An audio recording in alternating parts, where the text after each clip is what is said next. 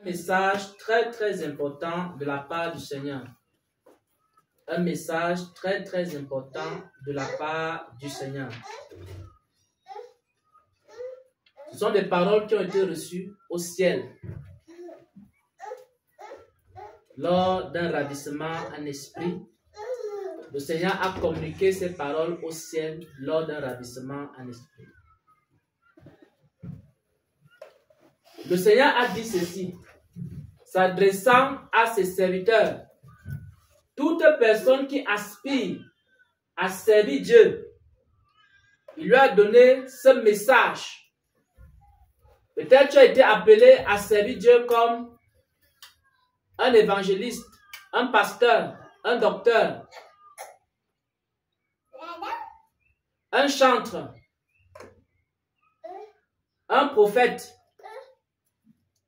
Il faut écouter attentivement ce message qui vient tout droit du ciel.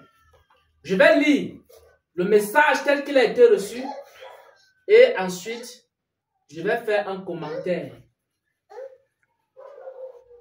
Le Seigneur dit ceci. Le jour où l'un de mes serviteurs va commencer à penser qu'il n'a plus rien à apprendre de moi, ce sera le début de sa chute. Le jour, voici le message que le Seigneur adresse à tous ses serviteurs et à toutes ses servantes. Je vais lire le message exactement tel qu'il a été donné. Et ensuite, nous allons faire un petit commentaire en nous basant sur les Saintes Écritures. Le jour où l'un de mes serviteurs, dit le Seigneur, va commencer à penser,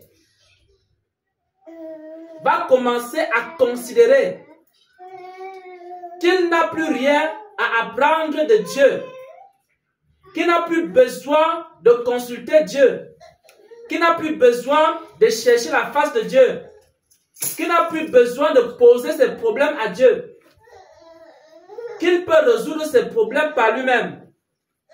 Le jour que l'un de mes serviteurs, dit le Seigneur, va commencer à penser ainsi, ce sera le début de sa chute. La chute d'un serviteur commence quand? Parce qu'on entend que tel pasteur, tel apôtre, tel prophète, tel évangéliste, tel chantre, tel docteur est sorti du chemin, a été rejeté par Dieu. La chute commence quand?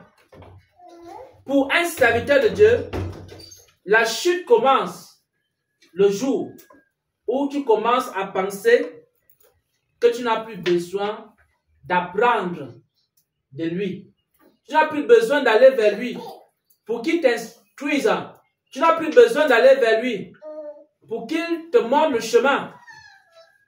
Lorsque tu veux évangéliser, tu n'as plus besoin de lui pour qu'il te guide dans l'évangélisation. C'est là où la chute commence.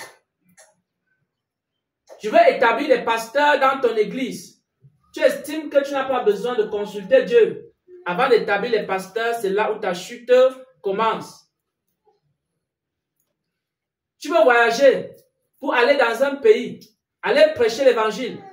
Tu estimes que tu n'as pas besoin de la vie de Dieu, de son accord, de le consulter. Alors c'est là où la chute commence. Il y a des personnes qui viennent vers toi. Elles te proposent la main d'association, c'est-à-dire faisons l'œuvre de Dieu ensemble.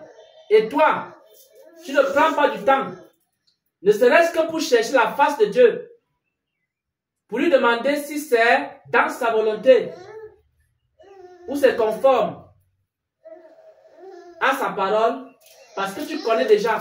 Parce qu'en regardant à vue d'elle, tu sais déjà que la main d'association peut fonctionner. Donc tu n'as plus besoin de chercher le Seigneur pour ça. alors c'est le début de ta chute. Le Seigneur dit ceci, le jour où l'un de mes serviteurs va commencer à penser qu'il n'a plus besoin d'apprendre, qu'il connaît déjà, qu'il ne doit plus rien apprendre, on ne doit plus rien lui apprendre sur le ministère. Le jour que tu commences à penser ainsi, tu es déjà sorti du chemin. Le jour qu'un serviteur de Dieu dit déjà que on n'a plus rien à m'apprendre sur l'évangélisation, tu es sorti du chemin.